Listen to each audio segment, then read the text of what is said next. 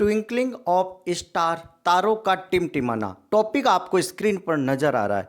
अब इसको हम डिटेल में डिस्कस करेंगे कि तारों का टिमटिमाना होता क्या है, होता क्यों है, पूरा साइंटिफिक रीजन यहाँ पर हम डिस्कस करेंगे, क्योंकि जनरल साइंस में कई बार ये क्वेश्चन पूछा गया है।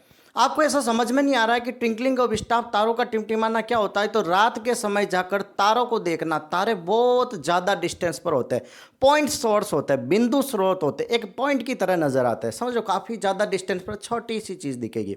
तो आपने देखा होगा स्टार की लाइट लपजप करती, एक जैसी इंटेंसिटी में नहीं आती, टिम टिम करते हुए नजर आते हैं। लाइट कम हुई, ज़्यादा हुई, कम हुई, ज़्यादा हुई, that is called twinkling of star. उसी को बोलते हैं तारों का टिमटिमाना। ऐसे लपजप लपजप करती ना लाइट, कम ज़्यादा कम ज़्यादा, that is the twinkling of star. तो होता क्या, what is the reason behind that, या क्या या वास्तव में वहां ऐसी लाइट लगी है जो कम ज़्यादा कर रही? नहीं, जो स्टार होता है, जैसे आपको सूर्य दिख रहा ना, सन हो गए, चांद हो गए, ये टिम टिम थोड़ करते हैं, वो तो एज ए नॉर्मल दिखाई देते हैं, पॉइंट सोर्स बोलते हैं इनको।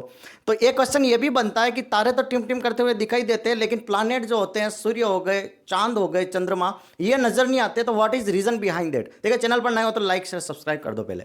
ओके, अब साइंटिफिक रीजन की बात कर रहे हैं तो सबसे फर्स्ट रीजन तो ये आता है कि तारे बहुत ज्यादा, स्टार काफी ज्यादा डिस्टेंस पर होती है, इसलिए यहां पर यह फंडा लगता है। और क्या होते हैं, जो अपने चांद हो गए, अपने सन हो गए, जो प्लैनेट हो गए, पास में होते हैं। ये क्या होता है, पास में होते हैं इन कंपैरिजन टू स्टार, तो इनकी साइज भी बड़ी होती है, तो इन पर इतना इफेक्ट नहीं पड़ता है। अब बात करते हैं कि तारों के साथ ऐसा क्या होता है।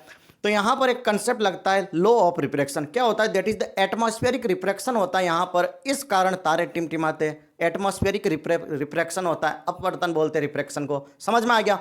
अब क्या होता है, रिफ्रैक्शन के लिए कंडीशन क्या है कि जब एक मीडियम से दूसरे मीडियम, या डेंसर से रेयर, या रेयर से डेंसर मीडियम में एंटर करेंगे, तो लाइट क्या होगी, बेंड हो जाएगी, या तो नॉर्मल की साइड मुड़े या नॉर्मल से अवे चली जाए। मतलब कुल मिला के बेंडिंग ऑफ लाइट यहाँ पर प्रेजेंट होगी। अब स्टार से जो लाइट होती है वो हमारे तक आती है एक स्ट्रेट लाइन में, आपको पीछे डायग्राम में नजर आ रहा है कि जैसे आना चाहिए वैसे लाइट नहीं आती है। उसके पास वाला डैश डैश वाली लाइन देखो कि वैसे घूम कर लाइट आती है। इसी डिफरेंस के कारण हमें क्या होता है कि तारे टिमटिमाते हुए नजर आते हैं। फंडा देखना कि कई सारी लेयर है एटमॉस्फेयर के अंदर, समझ लो। तो एक लेयर डेंसर हो सकती, कोई लेयर रेयर हो सकती है। मतलब जहां पर गर्म हवाएं है, एयर की लेयर, तो गर्म हवाएं वो होती है, वो रेयर होती है, और जो ठंडी हवाएं होती है, जिनका टेम्परेचर कम होता है, उनको बोलते हैं डेंसर। तो अब लाइट बार बार मीडियम चेंज हो रहा है, बार बार मीडियम चेंज हो रहा है जब स्टार से आ रही है, तो उस कारण क्या होगा, बार बार रिफ्रैक्शन होगा, बार बार बेंड होगी। इसलिए हमें क्या होती है, बार बार पोजीशन चेंज हुई नजर आती है, क्योंकि वहां पर रिफ्रैक्शन हो रहा है, एक जैसी पोजीशन नहीं रहेगी, इसलिए तारे टिमटिमाते हुए नजर आते हैं। क्लियर है? अब चांद तारे, तो चांद वगैरह तो क्या काफी पास में, तो इतना ज्यादा इन पर कोई इफेक्ट नहीं पड़ता। Thank you so much. Channel पर नए हो तो लाइक शेयर सब्सक्राइब।